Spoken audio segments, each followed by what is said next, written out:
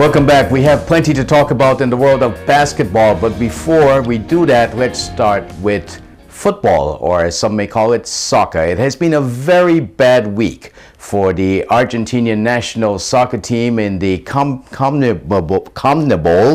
Championships. It's the South American qualifying group for the 2018 World Cup in Russia. As you may have heard by now, their megastar Lionel Messi has been suspended 4 games by FIFA for verbally abusing an official during their match against Chile. Argentina went on to lose without Messi 2-0 against Bolivia in Bolivia, and for now they have fallen out of the 4 automatic qualifying spots for the 2018 World Cup in Russia. They are currently number 5 in that qualifying group. Brazil and Uruguay, it looks like they're almost locked into qualifying places, leaving Colombia, Ecuador, and Chile to battle it out over 2 automatic qualifying places and a playoff spot. Paraguay and Peru aren't completely out of the run-ins either. Argentina will play another 3 matches later in the summer without their little magician, Lionel Messi. Of course, our soccer panel is here. Hamiyd Mark joined us via Skype, where he's away doing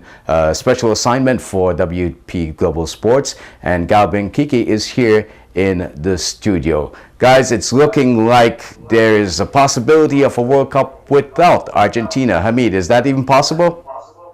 No, I don't think that's possible. I mean, even without Messi, they still have world-class players littered throughout the entire team that they don't need Messi to win. The problem mostly for them is when he's not there, they play like he's not there. You know, in their mindset, they're thinking, oh, Messi's not here. We have an excuse not to win. We probably won't win without our best player. But really, they have one of the best players in the world all throughout their team. There's no excuse whether Messi's there or not. They should be winning games. Like the game against Bolivia, even without Messi, that should have been a win for them. That should have been a comfortable win for Argentina. So the fact that Messi's not there, it changes the mentality of the entire national team and even the fans. So I think they have to get out of that mindset that if Messi's not there, then we can't play. You're Argentina. Messi or no Messi, you still should be one of the best teams in CONMEBOL World Cup qualifying.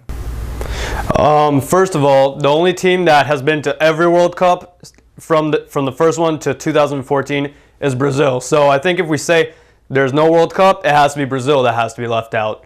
And second, I agree with you. They need to stop relying on Messi so much.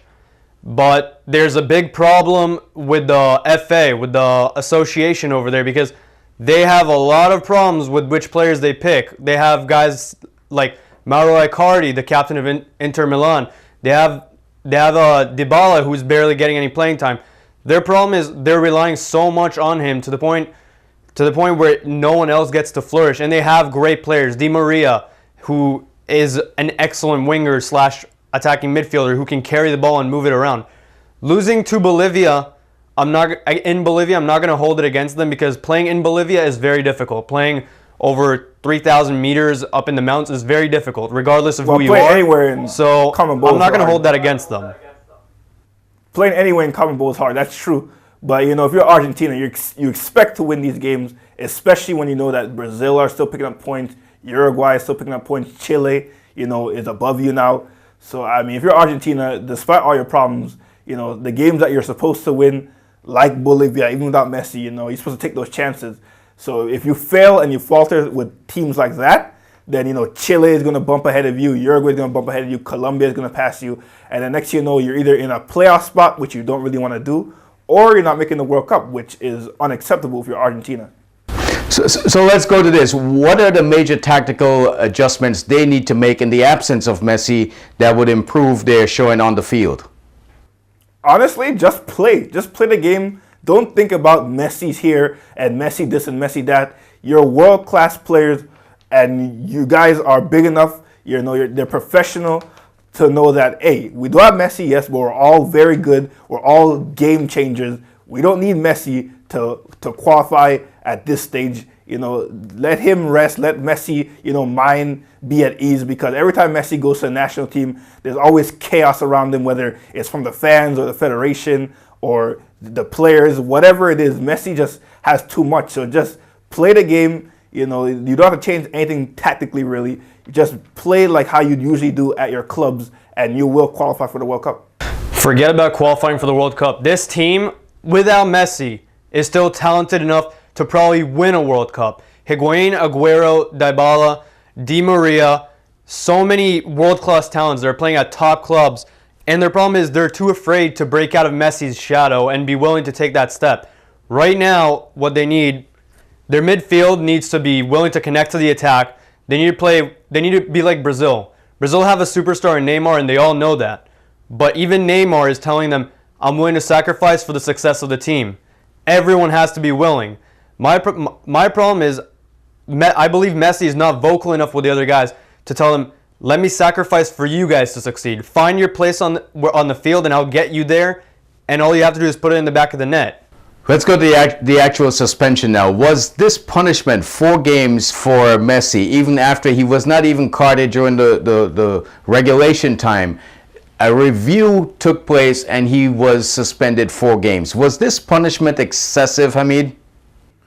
I think it was definitely excessive. First of all, what South American doesn't abuse a referee? So the fact that they suspended Messi for 4 games, which is ludicrous in my opinion, for verbally assaulting a linesman is ridiculous. I don't know whether they were trying to make a point through Messi, in terms of telling all South American players to give the referees a break. But I think it's absolutely insane. You even have people like Diego Maradona now trying to use his power as a FIFA ambassador to decrease the ban sentence for Messi. So I think this was a crazy move by FIFA. So having said that, is there an agenda against Argentina here? Is there something going on with the FA, against the FA, or against the players? No, I don't think there's anything against the FA. I don't think there's anything against Argentina. Although I agree the punishment is very excessive. I think it's because of the caliber of player. Is the fact that he's one of the 2 top players in the world that they made it such a hefty ban. But I think the most ironic part in this is that Maradona is trying to appeal it, considering Maradona is one of the most controversial players in soccer history. True. To the European soccer scene now, the summer transfer window could be a few months away, but there is no season for rumors about transfers. One of the biggest names rumored to be on the move is Arsenal's Alexis Sanchez moving to Chelsea. Can this really happen? Hamiyd, I know you must be ecstatic about that move. No, I'm not excited about this move. Part of me wants to hate him, for wanting to leave, but I understand why he wants to leave. My rational mind is telling me, Alexis, if you get a chance to leave, because you want to win trophies. You're in the prime of your career. Arsenal clearly don't look like they're going in the direction of winning silverware, and you have the drive and the hunger to win. And then you see Chelsea, who are just flying. They're the best team in the Premier League under Antonio Conte. If they add Alexis Sanchez, then that team gets even more deadlier. So if he wants to win a title and he wants to stay in England, Chelsea's his best bet. The only way he stays at Arsenal is if the club makes a big statement and gets rid of Arsene Wenger, and they bring in someone who has that hunger and drive and that CV that they do win trophies. Because otherwise, if Arsene Wenger stays, Sanchez is definitely leaving. He's not signing an extension to his contract. He's not going to, stick it out one more year with Arsene Wenger. But if Arsene Wenger leaves, then that might renew, Alexis' hope in the club that they fired him. They want to take a direction into winning trophies, winning silverware, winning the Premier League. Then that might change his mind to, extend his contract and give Arsenal another chance. But otherwise, I think he's going to go. I mean, I love to laugh at good teams when they fail, and they're potentially not just losing Alexis, they're also potentially losing Ozil, two of the biggest transfers in history. Listen, Ozil, in my opinion, Ozil could go. What club wants Ozil? It was 2 steps forward, and now they're crashing 5 steps back, man. He doesn't run. He doesn't even make it the assists he's supposed to do. He doesn't score goals. I mean, he could leave if he wants to. The only one I'm really worried about is Alexis Sanchez. It's the 2 biggest transfers in the team's history. It's a joke that this is happening. It is, and that's partly the club and Arsene Wenger's fault. But as long as you keep Alexis Sanchez, because he's the main guy, if you keep Alexis Sanchez, Mesut Ozil could go. Oxlade-Chamberlain is also threatening to go. If these guys go, it's not nearly as big of a loss as if Alexis goes. If Alexis goes, then that's a whole rebuilding stage. Mesut Ozil's whole pouting of, oh, I want more money, oh, blah, blah. Mesut Ozil knows he's not going to go anywhere. He could maybe go in Bayern Munich, but most likely he'll be rotated or on the bench. So it's not like he has too many cards to play. But Alexis Sanchez is one of the best wingers / strikers in the world. So he has the world to pick on what team he wants to go to start. Mesut Ozil, on the other hand, the way he's been playing, hey, good luck. That's a conversation we'll get back to in the summer, I'm pretty sure. For now, thank you, Hamiyd, and enjoy your stay away from the studios. Thank you. And Gal will be back. We'll continue in just a few minutes. We'll have NBA basketball coming up after this break.